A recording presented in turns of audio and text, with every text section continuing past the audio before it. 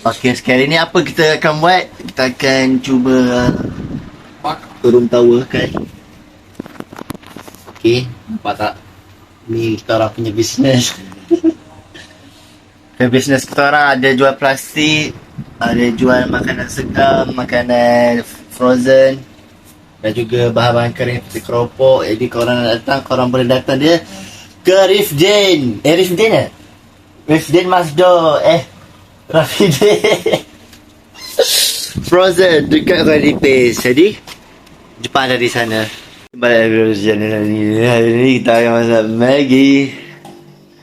Korang nak tengok kita masak Maggi? Okay, let's go. Pertama-tama kita akan mengambil Maggi yang bernama Soto.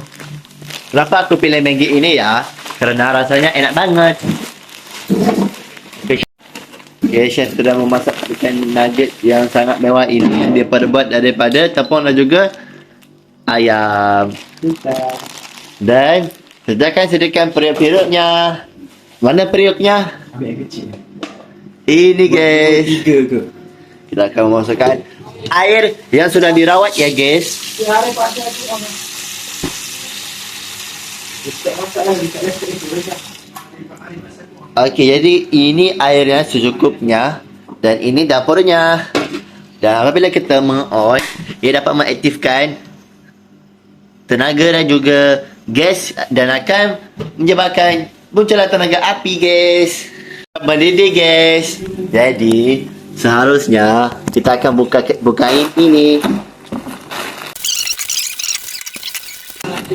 Betul gila. Oh makan apa? Kekor apa?